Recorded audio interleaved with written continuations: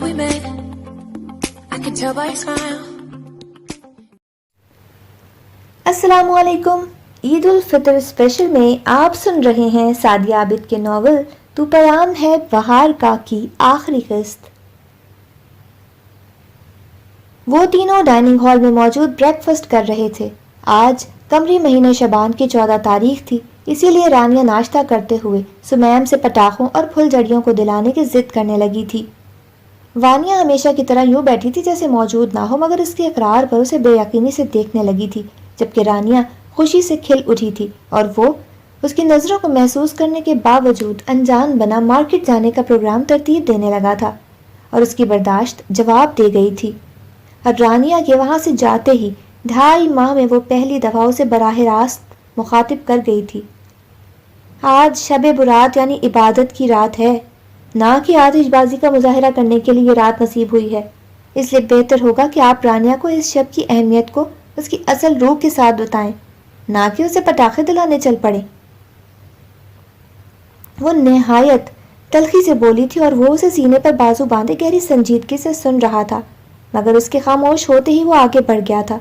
वो पहले पहल तो समझी नहीं और जैसे ही बात समझ आई तौहीन के एहसास से वो सुलग उठी थी और वो निहायत गुस्से से उसके पीछे ही चली आई थी और उसको बहुत कुछ कहती चली गई थी, जिसे उसने सुना निहायत संजीदगी से था, मगर उसके खामोश होते ही बेड की साइड टेबल पर रखा मोबाइल उठाने बढ़ा था कि वो उसका बाजू दबोच गई थी।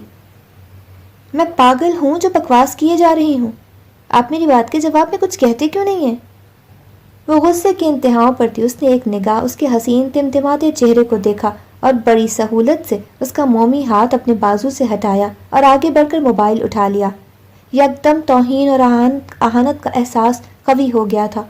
बेबसी के एहसास से आंसू रुखसारों पर लुढ़कने लगे थे। नहीं करनी आपको मुझसे बात तो याद रखें कि मैं भी आपसे बात करने के लिए मर नहीं रही हूँ। गिरते आंसू भीगा लहजा उसकी बेनियाजी में दरारें डाल गया था। वो बेख्तियार उस दुश्मन जाँ को देखने लगा था। वो उसे कितनी अजीज थी वो लफ्ज़ों में बयान नहीं कर सकता था, मगर उसकी चाहत में उसने खुद को यकसर बदल डाला था और वो उसकी पसंद के खाके में उतर कर उसको नज़रअंदाज कर रहा था, तो भी उसे इसकी शिकायत होने लगी थी। यकदम उसने आंसू रगड़े और दूरी मिटाते हुए ऐन उसके सामने ठहर गई। दुश्मनी मुझसे है, अपने ठुकराए जाने और अपनी माँ की मौत का बदला मुझसे लेना है ना, तो तिल तिल करके मारे या एकदम ही गला दबाकर मेरी सांसें छीन ले, मगर याद रखें मेरी बहन को सीढ़ी ना बनाए। वो बहुत गुस्से से बोली थी, मगर वो हैरत से उसे देख रहा था जो अब न जाने कौन सा इल्ज़ाम उस पर जड़ने जा रही थी। रानिया का इस सब में कोई कसूर नहीं है, इसलिए इसे इस सब में मत घसीटें। उसे अच्छाई और नेकी का दर्स नहीं दे सकते तो कम से कम गुमराही के दलदल भी उसका नसीब ना बनाए। उसने गुस्से से लब भींच लिए थे, चेहरा अलग दहक उठा था, मगर उसकी बकवास यूं ही चल रही थी। उसे शब बरात की असल रूह इबादत की अहमियत बताने के बजाय उसे बम पटाखों में उलझाकर आप मुझसे नहीं रानिया से दुश्मनी निभा रहे हैं, और ये आपको ज़ेब नहीं देता कि मेरे किए की सज़ा आप मेरी मासूम बहन को बेराह रो करके दें। वो आगे भी बहुत कुछ बोलती जा रही थी। वो सब उसकी ज़ुबान से निकल रहा था जो उसने तसव्वुर तक नहीं किया था, और उसकी चलती जुबान को यकदम ब्रेक लग गए थे। कमरे की फिजा में थप्पड़ की गूंज फैलती चली गई थी और वो गाल पर हाथ रखे बेयकीनी से उसे देखे जा रही थी। रानिया बहन है, मेरी दुश्मन नहीं है, इसलिए बेहतर होगा कि अपनी घटिया सोच अपने तक ही महदूद रखो। उसके लहजे में शोलों की सी लपक थी। मैं तुम्हें सफाई देना ज़रूरी नहीं समझता, मगर याद रखना कि मैंने सिर्फ रानिया की खुशी के लिए उसकी जिद मान ली थी, मगर मेरा इरादा उसे आतिशबाजी का पलंदा दिलाने का बिल्कुल भी नहीं था। मैंने सोचा था कि उसे बाहर ले जाऊंगा, उसे चंद एक उसकी पसंद की चीज़ें दिलाकर उसे बताऊंगा कि हमारे मज़हब में इन सब चीज़ों की बिल्कुल इजाज़त नहीं है। वो अब धीरे धीरे बोल रहा था और उसकी सिसकियाँ कमरे में गूंजने लगी थी कि उसने ज़िंदगी में पहली दफ़ा थप्पड़ की जिल्लत सही थी। मैं उसकी बात को रिफ्यूज़ करके शब बरात की फजीलत व अहमियत से आगाह करता तो शायद उसे मेरी बात समझ ना आती, इसलिए मैंने दरमियानी राह निकाली थी, लेकिन तुमने हद ही कर डाली। और याद रखना रानिया तुम्हारी नहीं मेरी जिम्मेदारी है। बड़ी मामा उसे तुम्हारे नहीं मेरे सहारे छोड़ गई हैं, इसलिए तुम्हें اس کی فکر میں دبلا ہونے کی قطعاً ضرورت نہیں ہے۔ وضاحت دیتے دیتے تلخی سے اس نے بات ہی ختم کر دی تھی۔ اور میں جانتا ہوں تمہارے ذہن اور دل میں میری طرف سے کتنا غبار، کتنی نفرت ہے، مگر اس نفرت کو میں بھی چاہوں گا کہ تم مجھ تک رکھو، رانیہ کو اس سب کا حصہ نہ بناؤ۔ یہ خدا پاک کی قسم، رانیہ مجھے ایک بہن اور بیٹی ہی کی مانند عزیز و محبوب ہے۔ وہ ایک غسیلی نگاہ اس پر ڈالتا اپنے کمرے سے ہی نہیں، رانیہ کو لیے گھر سے ہی نکل آیا تھا، اور راستے میں اس نے نہایت نرمی سے اسے شب برات کی فضیلت سے آگاہی دینا شروع کر دی تھی، جو اسے سمجھ آ گئی تھی، اور اس نے سمیم کے کچھ کہنے سے قبل خود ہی پٹاخے لینے سے ہاتھ کھینچ لیے تھے، اور دھیمے سے بولی تھی، بھیا آپ ایسا کریں کہ مجھے اتنی رقم دے دیں جتنی آپ مجھے پٹاخے وغیرہ دلانے والے تھے۔ وہ اس کے فیصلے سے انجان متحیر سا اسے والیٹ تھما گیا تھا، جس سے اس نے 5,000 کی ایک بھاری رقم نکالی اور شرارت کے ساتھ اس کا والیٹ اسے واپس کر دیا، اور اس نے زبردستی مسکراتے ہوئے والیٹ جیب میں رکھ لیا تھا، اور وہ جب گاڑی سے اتری اور اس نے وہ رقم قریبوں میں تقسیم کی تو اس کے لب مسکرا اٹھے تھے کہ اسے سمجھنے میں لمحہ نہیں لگا تھا کہ اس کی بات رانیہ کو سمجھ آ گئی ہے، جس کا اس نے اظہار بھی کیا تھا۔ آج عبادت کی رات ہے تو حقوق اللہ کی ادائیگی سے قبل حقوق العباد کی ادائیگی ضروری ہے، اور پٹاخوں وغیرہ میں پیسہ ضائع کرنے سے بہتر ہے کہ یہ حقداروں تک پہنچ جائے۔ وہ مسکرا رہی تھی اور سمیم کا ہاتھ اس کے سر پر آ ٹھہرا تھا، اور وہ سوچنے لگا تھا کہ تربیت ڈنڈے کے زور پر نہیں، نرمی سے کی جاتی ہے، کہ دل کی بات دل تک طاقت و زور کے ذریعے نہیں جاتی۔ یکدم اسے وانیہ کا رویہ ستانے لگا تھا۔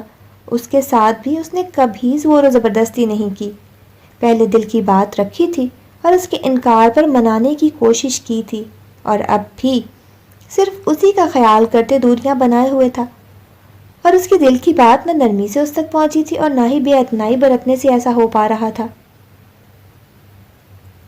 آپ آپا سے ناراض ہیں بھیا؟ اس کی گہری سوچ کی تنابیں ٹوٹی تھیں۔ ایسی تو کوئی بات نہیں ہے، اور تم اپنی آپا کو تو جانتی ہو، وہ کم گو ہے۔ اس نے رانیہ کی بات کو مذاق میں ٹالنے کی بھرپور صحیح کی تھی۔ آپا کو تو جانتی ہوں، مگر میرے لیے آپ کا انداز بہت اجنبی سا ہے، کہ آپا تو ویسی ہی ہیں، بس آپ ہی بدل گئے ہو۔ اسے رانیہ کے اتنے درست اور گہرے تجزیے پر شدید حیرانگی نے اپنی لپیٹ میں لے لیا تھا۔ آپ نہ پہلے کی طرح ہنسی مذاق کرتے ہو، نہ ہی کوئی شرارت، ورنہ میں اور آپ مل کر آپا کو کتنا تنگ کرتے تھے۔ آپا تو تب بھی ایسی ہی تھی۔ وہ قدر اداس نظر آنے لگی تھی۔ وہ کافی ذہین تھی، ہمیشہ جماعت میں اول آتی تھی اور غیر نصابی سرگرمیوں میں شمولیت پر کتنے ہی سرٹیفکیٹ حاصل کر چکی تھی، اور اس کی ذہانت آج سمیم کے لیے امتحان بن گئی تھی۔ آپا کی تصویر والیٹ میں سجائی ہے تو انہیں ان کے ہونے کا احساس بھی بخشیں، کہ آپ اگر آپا کی راہ پر چلیں گے تو نہ صرف خود اکیلے رہ جائیں گے، آپا بھی تنہا ہو جائیں گی۔ وہ اسے حیران اور دکھی چھوڑ کر گاڑی سے اتر کر اندر چلی گئی تھی، اور اسے احساس ہوا تھا کہ وانیہ سے لا تعلقی ظاہر کرنے کے لیے اسے راستہ بنا کر اس نے کتنا غلط کیا تھا، کہ اگر گھر میں کوئی بڑا ہوتا تو وہ ایسا نہ کر پاتا، اپنا بھرم ضرور قائم رکھتا۔ اسے شدت سے احساس ہوا تھا کہ بھرم اور مان بڑوں کے ہی نہیں، اپنے چھوٹوں کے سامنے بھی قائم رکھنا پڑتا ہے۔ وہ بہت کچھ بدلنے کا سوچتا ہاسپٹل کے راستے پر گاڑی ڈال گیا تھا۔ رانیہ، اپنی آپا سے پوچھو کہ ان کا تمہارے کمرے میں کب تک قیام پذیر رہنے کا ارادہ ہے۔ اس نے موبائل پر گیم کھیلتی رانیہ کو ڈھال بنا کر در حقیقت وانیہ سے پوچھا تھا۔ وہ آج کل گرمیوں کی تعطیلات کی وجہ سے گھر میں ہی تھی کہ سمیم نے اس کے میٹرک کلاس میں اسلام آباد کے بہترین اسکول میں داخلہ کروا دیا تھا، جو مشکل تو تھا مگر اس کے شاندار تعلیمی ریکارڈ اور ٹیسٹ کلیئر کر لینے کے سبب آسانی سے ہو گیا تھا۔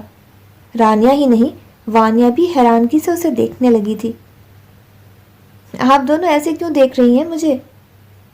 وہ معصوم بنا تھا۔ تمہاری آپا نئی جگہ کی وجہ سے اتنے عرصے سے تمہارے ساتھ روم شیئر کر رہی ہیں، مگر اب یہاں آئے ہمیں کافی عرصہ ہو گیا ہے۔ میرا خیال ہے اب تمہیں اکیلا رہنے کی عادت ڈالنی چاہیے۔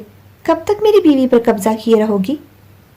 وہ ہلکے پھلکے انداز میں بولا تھا تاکہ رانیہ کے تمام شکوک و شبہات دور ہو جائیں، جبکہ وہ ایک غسیلی نگاہ اس پر ڈالتی تن فن کرتی چلی گئی تھی۔ آپ نے آپس سے دوستی کر لی ہے؟ وہ اسے سوالیہ نگاہوں سے دیکھ رہی تھی۔ ڈیئر، ہم دوست ہی تھے، تمہارا خیال کر رہے تھے اور الٹا تم ہی نہ جانے کیا کچھ سوچ بیٹھی۔ اب اکیلے ڈر لگے نا تو میری بیوی کو زحمت مت دینا۔ اس نے منہ بنا کر کہہ کر اس کی پونی کھینچی تھی اور وہ مسکرا دی تھی، اور رانیہ کے جاتے ہی وہ آن دھمکی تھی۔ رانیہ کے سامنے فضول بکواس کا مطلب؟ وہ اسے ناگواری سے دیکھ رہی تھی۔ تب اس نے رانیہ سے ہوئی گفتگو اس کے گوش گزار کر دی تھی، جس کے بعد اس نے بڑی خاموشی سے از خود اپنا سامان سمیم کے کمرے میں شفٹ کر لیا تھا، مگر اس نے اپنا قیام صوفے تک محدود رکھا تھا، اور وہ دونوں کمرے میں چاہے ایک دوسرے سے لا تعلق ہو کر رہتے تھے مگر رانیہ کے سامنے ایک پرفیکٹ کپل شو کرتے تھے۔ رمضان کی آمد تھی۔ اس نے رانیہ کے ساتھ مل کر پورے گھر کی اور کچن کی خصوصی صفائی کی اور چند ایک چیزیں بنا کر فریز کر دی تھیں کہ یہی طریقہ ان کی ماں کا تھا کہ رمضان کے بابرکت مہینے میں وہ عبادت پر خصوصی توجہ دیتی تھی، اس لیے یہی دانیہ کی بھی عادت تھی۔ اس لیے اس نے رمضان کے آغاز سے قبل ہی چنے ابال کر اور سموسے، رول اور جو چیزیں فریز کی جا سکتی تھی کر لی تھیں، تاکہ رمضان میں کام کم ہو اور عبادت کے لیے وقت زیادہ میسر آ جائے۔ ان دونوں کی وہی روٹین تھی اور رمضان کا آغاز ہو گیا تھا۔ پڑوس میں درس اور دورہ قرآن کی محفل ہوا کرتی تھی، جس میں نہ صرف وہ خود پابندی سے جا رہی تھی، رانیہ کو بھی لے کر جاتی تھی۔ رمضان کی برکات سے وہ مستفید ہو رہے تھے اور ایک ایک کر کے روزے گزرتے جا رہے تھے۔ آخری عشرے کی طاق راتوں میں اس نے عبادات اور نفلی نمازوں کا خاص اہتمام رکھا تھا۔ وہ دونوں مل کر صلاۃ و تسبیح کی نماز لازماً پڑھا کرتی تھیں، اور عبادت میں دل لگایا تھا تو اسے اپنے رویے کی بدصورتی کا بھی شدت سے احساس ہونے لگا تھا، مگر تلافی کی ہمت نہیں پڑتی تھی۔ وہ رمضان سے پہلے اور رمضان کے دوسرے عشرے میں بھی عید پر بننے کے لیے کافی کچھ لے آیا تھا، مگر رانیہ نے جیسے ہی عید کا چاند نظر آیا تھا چوڑیاں لانے کی ضد شروع کر دی تھی کہ نثار دورانی ان سب کو چاند رات کی رونقیں دکھانے لے جایا کرتے تھے۔ وہ منع کرنا چاہتا تھا مگر وانیہ نے بھی چلنے کو کہا تو وہ حیرانگی کے باوجود خاموشی سے راضی ہو گیا تھا۔ راستے میں رانیہ نے کہا تھا کہ وہ چوڑیوں کے ساتھ اپنی پسند کا جوڑا بھی لے گی، اور اس نے لگے ہاتھ وانیہ کو بھی مشورہ دے ڈالا تھا کہ وہ عید کے لیے ساڑھی لے لے، مگر اس نے برہمی سے صاف انکار کر دیا تھا۔ مجھے ساڑھی بالکل پسند نہیں ہے اور ہم ابھی صرف چوڑیاں لے کر واپس آ جائیں گے۔ اس کے کہنے پر اس کا منہ لٹک گیا تھا۔ رمضان کی تمام راتوں کی طرح آج کی رات بھی بہت اہم ہے رانیہ، کہ آج عبادت کریں گے تبھی تو ہمیں انعام یعنی صبح عید نصیب ہوگی، کہ پورے سال پڑھیں اور امتحان نہ دیں تو کوئی فائدہ ہوگا؟ سال بھر کی محنت ضائع ہو جائے گی، اور شب عید کو عبادت نہ کرنے کا مطلب ہے پورے مہینے کی عبادت کا انعام و صلہ اپنے ہاتھوں سے ضائع کر دیا۔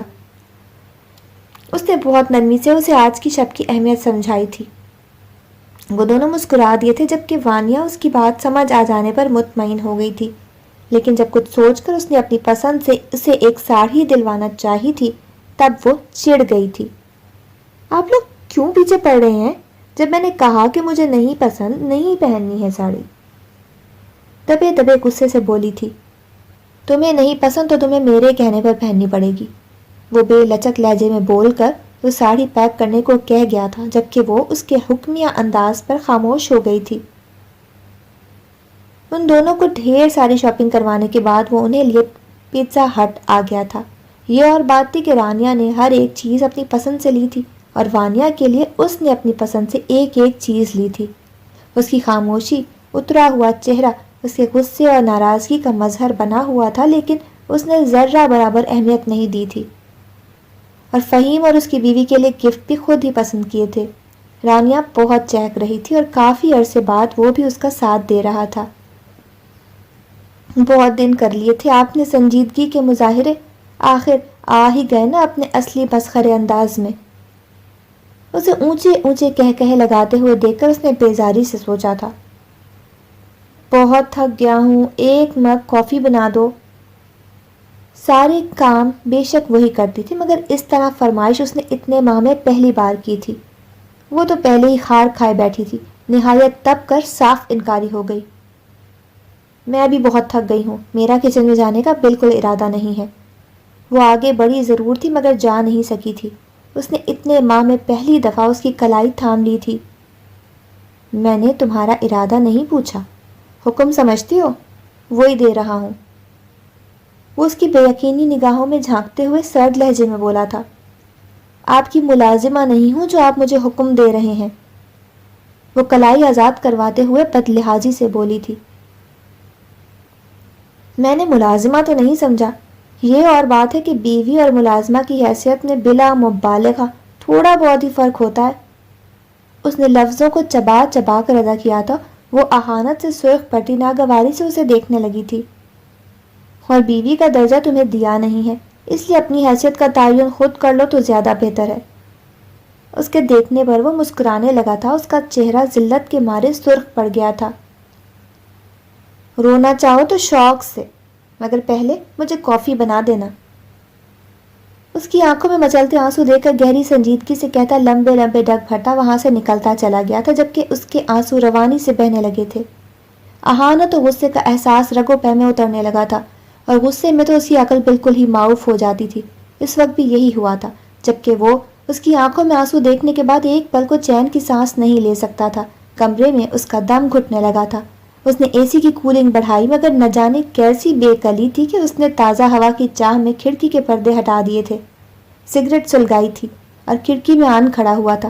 سامنے کا منظر دیکھ اس کے ہاتھ سے سگریٹ چھوٹی اور وہ اندھا دھند باہر کی طرف بھاگا، اور وہ جو غصے میں کچھ سوچے سمجھے بنا گھر سے نکل گئی تھی، اسے ہزار تعبیروں کے باوجود زبردستی بازو سے جکڑے تقریباً گھسیٹتے ہوئے گھر میں لایا تھا، اور بیڈ پر دھکیل کر بری طرح اسے اس کی حرکت پر سرزنش کرنے لگا تھا۔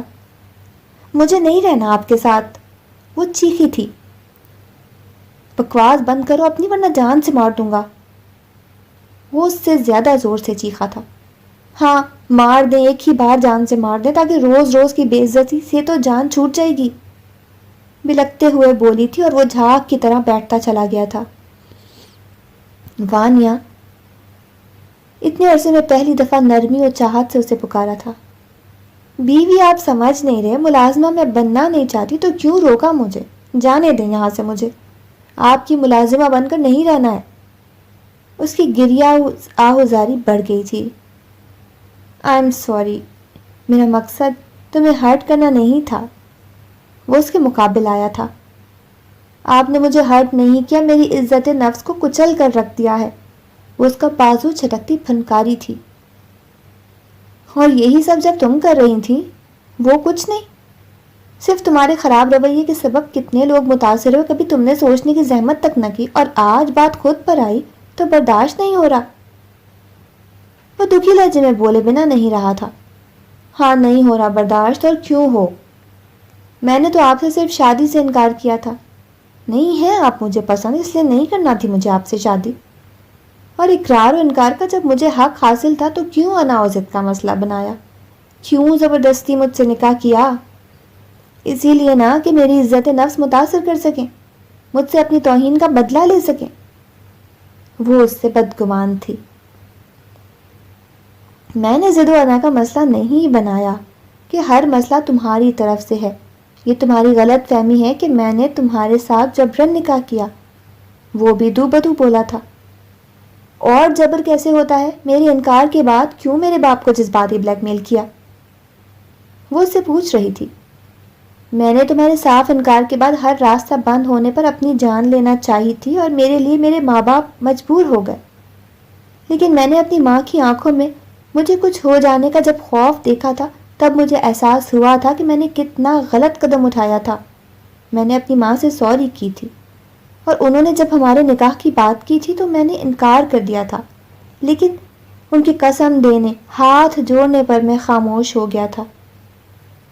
میری ماں سے محبت اور دل میں ان کے لیے احترام کو تم جبر کا نام دیتی ہو تو شوق سے دو۔ اس نے تمام تر تفصیل سے اسے آگاہ کیا تھا۔ نکاح سے پہلے احساس تھا کہ تم ایسا نہیں چاہتی، تو ماں کو روکنا چاہا تھا، مگر ماں نے مجبور کر دیا، اور ہمارا نکاح ہو گیا۔ وہ بیڈ پر گر سا گیا تھا۔ نکاح کے بعد احساس ہوا کہ تم اسے نبھانا نہیں چاہتی، تو اس بندھن سے تمہیں آزاد کرنا چاہا، مگر بڑی ماما نے مجبور کر دیا، اس لیے رشتہ اب تک قائم ہے۔ وہ نہایت آزردہ لہجے میں بولا تھا۔ لیکن تم نہیں چاہتی تو ٹھیک ہے، میں تمہیں آزاد کر دیتا ہوں کہ تمہاری خوشیوں کا قاتل بننے سے تو بہتر یہ ہے کہ میں عہد چکن بن جاؤں۔ اس نے فیصلہ لیا اور اس کے مقابل آن کھڑا ہوا۔ عہد چکنی آپ کریں گے نہیں، آپ تو ہر عہد توڑ چکے ہیں سمیم درانی۔ وہ اسے بے یقینی سے دیکھنے لگا تھا۔ آپ نے خود سے کیا عہد توڑا ہے، مجھ سے محبت کرنا چھوڑ کر۔ آپ نے محبت سے کیا عہد توڑا ہے، محبت کے تقاضے پورے نہ کر کر۔ آپ نے چھوٹی مما سے کیا عہد توڑا ہے، مجھے خوش نہ رکھ کر، مجھے طلاق دینے کی بات کر کے۔ آپ نے مما سے کیا عہد توڑا ہے، مجھے محبت و عزت نہ دے کر۔ آپ عہد چکن ہیں سمیم۔ اور پہلے میں آپ کو صرف ناپسند کرتی تھی، مگر اب میں شدید نفرت کرتی ہوں۔ سنا آپ نے سمیم، میں آپ سے نفرت کرتی ہوں۔ وہ اس کا گریبان مٹھیوں میں جکڑے بلکتے ہوئے کہتی چلی گئی تھی اور وہ سناٹے میں آ گیا تھا۔ کچھ ہی دیر میں سنبھلا تو اس کے اپنے گریبان تھامے ہاتھ جکڑ لیے تھے۔ ہاں، ہوں میں عہد چکن، مگر مجھے عہد چکن تم نے بنایا ہے۔ تمہاری دھوپ سے مزاج اور خزاں کی جاہ نے مجھے ایسا بنایا ہے۔ وہ ہر الزام اس پر جڑ گیا تھا۔ وہ رونا بھول کر پھٹی پھٹی نگاہوں سے اس کے حزن و ملال کا منظر پیش کرتے چہرے کو دیکھنے لگی تھی۔ تمہاری پسند کے سانچے میں ڈھلتے ڈھلتے میں خود خزاں کی دھوپ بن گیا، مگر تمہارے معیار پر پھر بھی نہ اتر سکا۔ اس کی آنکھوں میں نمی سی در آئی تھی۔ میں نے ہنسنا، مذاق کرنا، تمہیں ستانا، شوخ رنگ پہننا چھوڑ دیے، پھر بھی تم مجھے بے یقینی سے دیکھتی رہیں۔ تمہیں میری چاہت کے رنگ میری کمزوری لگتے تھے۔ اس نے یکدم نگاہ چرا سی لی تھی اور وہ تلخی سے ہنس دیا تھا۔ تمہیں سوبر اور غصیلے، دو ٹوک فیصلہ سنانے والے، بات کہہ کر پیچھے نہ ہٹنے والے، اپنی ذات کو اہمیت دینے والے، اپنی ضد کے آگے کسی کو کچھ نہ سمجھنے والے مغرور مرد اچھے لگتے تھے، اور میں ایسا ہی بن گیا۔ تو تم کہتی ہو کہ میں عہد چکن ہوں۔ وہ نہایت دکھ و آزردگی سے بولا تھا۔ میں غلط تھی، میری پسند غلط تھی سمیم۔ وہ ہچکیوں سے رو رہی تھی۔ میں جن انداز کو مردوں کی شان سمجھتی تھی وہ خود میرے لیے باعث آزار بن گئے۔ وہ بخوبی سمجھ گئی تھی کہ ہاتھی کے دانت کھانے کے اور دکھانے کے اور ہوتے ہیں۔ آپ کی بے رخی نے مجھے احساس دلایا کہ آپ کا سابقہ روپ کتنا میٹھی چھاؤں جیسا تھا، کہ مزاج کی دھوپ تو بہار کو خزاں میں بدل دیتی ہے، جبکہ آپ تو میرے لیے بہار کا پیام تھے۔ مگر میں یہ اس وقت جان پائی جب بہار نے خزاں کی دھوپ اوڑھ لی۔ وہ بری طرح سسک رہی تھی۔ اپنی سوچ پر نادم تھی کہ انسان بعض اوقات پسند اور آئیڈیل کے پیچھے بھاگتے بھاگتے اپنے لیے خزاں کا انتخاب کر لیتا ہے، جبکہ اللہ نے اس کے لیے نرم سی بہار رکھی ہوتی ہے، مگر انسان اپنی ناشکری اور جلد بازی سے مجبور ہو جاتا ہے۔ میں نے تمہاری ڈائری پڑھی تھی وانیا۔ وہ رونا بھول گئی تھی۔ میں ڈائری کے ذریعے تمہاری سوچ، تمہاری پسند اور تمہارے آئیڈیل سے متعلق سب کچھ جان گیا تھا۔ اسی لیے جب رخصتی ہوئی اس کے بعد میں نے تمہیں مخاطب تک نہ کیا، بلکہ تمہارے ساتھ روڈلی بیہیو کرتا رہا کہ میں تمہیں یہ احساس دلانا چاہتا تھا کہ مزاج کی نرمی اور سختی معنی نہیں رکھتی، کچھ معنی رکھتا ہے تو وہ ہے رشتوں کا احساس اور محبت۔ وہ اس کا ہاتھ تھام گیا تھا۔ اگر شوخ آدمی کے دل میں محبت ہے اور وہ محبت کرنا جانتا ہے تو اس سے اچھا کوئی نہیں ہے، اور سنجیدہ اور اکھڑ آدمی کے دل میں محبت نہیں ہے، اگر محبت ہے بھی تو اسے محبت کرنا نہیں آتی تو اس سے زیادہ برا اور کمزور انسان کوئی دوسرا نہیں ہو سکتا۔ وہ نہایت نرم لہجے میں بولا تھا۔ سچ کہوں نا سمیم، تو آپ مجھے وہ اپنے شوخ و بے پرواہ انداز میں ہی اچھے لگتے تھے۔ یہ سنجیدہ سا کڑوے جملے بولتا سمیم درانی مجھے اچھا نہیں لگتا۔ وہ سسکی تھی اور اس نے اسے خود سے لگا لیا تھا۔ میری ساری شوخیاں، تمام شرارتیں تمہارے دم سے ہیں کہ میں تمہاری خوشی کے لیے خود کو قربان کر سکتا ہوں۔ وہ اس کے گرد گھیرا تنگ کرتے ہوئے شدت جذبات سے چور لہجے میں بولا تھا، آئی لو یو وانیا، تم میری محبت، میرے جینے کی وجہ ہو۔ اس نے مخمور لہجے میں کہہ کر اس کی پیشانی پر بوسہ دیا تھا۔ آئی لو یو ٹو سمیم، وہ بھیگتے حیا آلود لہجے میں بولی تھی۔ اب لگا ہے کہ آج چاند رات ہے۔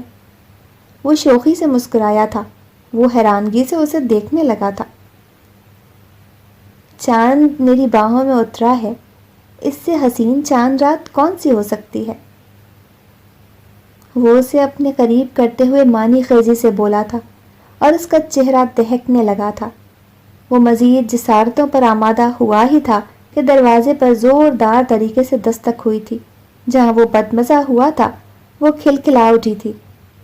اس نے وانیا کو یوں کھل کر پہلی دفعہ ہنستے دیکھا تھا، ورنہ وہ تو مسکرانے میں بھی کنجوس واقع ہوئی تھی۔ ہنستی رہا کرو، بہت اچھی لگتی ہو، وہ بے ساختہ بولا تھا، اور وہ جھینپ کر دروازہ کھول گئی تھی۔ آنے والی رانیا ہی تھی جو خوشی خوشی اپنی مہندی دکھا رہی تھی۔ آپ واہ، میری مہندی اچھی لگ رہی ہے نا؟ اس نے اپنے ہاتھ بھرپور مسرت کے ساتھ وانیا کے آگے کیے تھے۔ بہت پیاری لگ رہی ہے، بالکل تمہاری طرح، اس نے مسکرا کر کہتے ہوئے اس کا رخسار تھپ تھپ آیا تھا، اور وہ حیرانگی سے وانیا کو دیکھنے لگی تھی۔ میں جان گئی ہوں رانی کہ جو مزہ ہنستے مسکراتے زندگی گزارنے میں ہے نا، وہ منہ بنا کر روتے دھوتے گزارنے میں نہیں ہے۔ وہ بہن کی حیرت بھانپ کر آزردگی سے بولی تھی اور وہ بہن سے لپٹ گئی تھی۔ سچ کہا آپ نے کہ جو مزہ دوسروں کو تنگ کرنے میں آتا ہے کسی اور کام میں آ ہی نہیں سکتا۔ وہ کھلکھلا رہی تھی، وہ مسکرا دی تھی کہ اس کی سنجیدہ طبیعت کی وجہ سے ان دونوں میں خاص انڈرسٹینڈنگ نہ تھی، مگر اس نے سوچ لیا تھا کہ وہ خود ساختہ فاصلے مٹا ڈالے گی۔ بھابھی آپ کو بھی مہندی لگانے کے لیے بلا رہی ہیں؟ اس نے عرشیا کا کہا تھا کہ وہ خود بھی اسی سے مہندی لگوا کر آئی تھی۔ نہیں، مجھے پسند نہیں ہے، وہ سختی کے بجائے نرمی سے بولی تھی۔ مہندی لگوا لو جا کر وانیا۔ وہ دونوں ہی خاموش کھڑے سمیم کی آواز پر چونکی تھی۔ مجھے مہندی بہت اچھی لگتی ہے، اور مہندی لگے ہاتھ اچھے سے بھی بہت اچھے لگتے ہیں۔ وہ مسکرا رہا تھا اور رانیا کے کھلکھلانے پر وہ جھینپ مٹانے کو اس کے سر پر ایک چپت لگا گئی تھی۔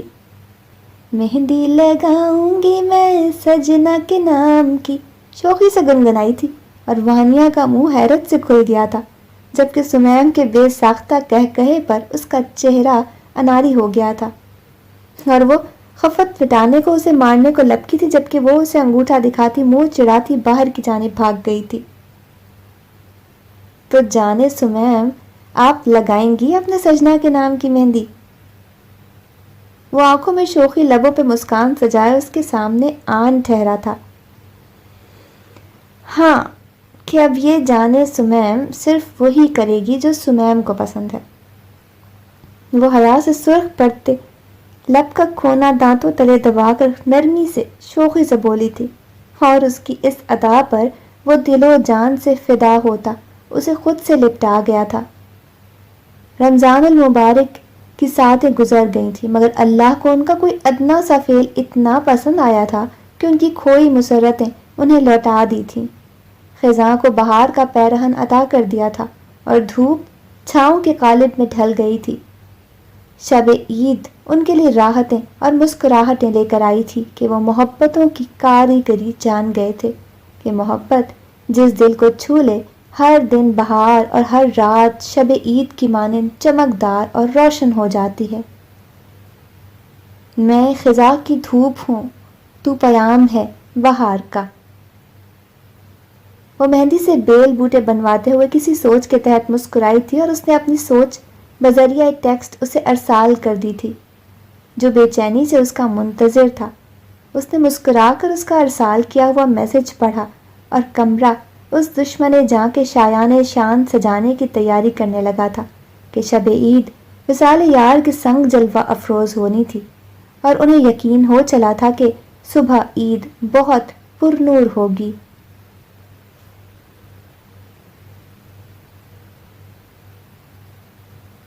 عید الفطر اسپیشل میں آپ سن رہے تھے سعدیہ عابد کے ناول تو پیام ہے بہار کا کی آخری قسط۔ بہت جلد آپ ناول بند کبا کھلنے لگی جانا کی آڈیو سیریز سن سکیں گے، صرف اور صرف سعدیہ عابد دی رائٹر آفیشیل کے یوٹیوب چینل پر۔ ماہ کنان کی بے باک عشق کی داستان بند کبا کھلنے لگی جانا سننے کے لیے چینل سبسکرائب کریں۔ شکریہ۔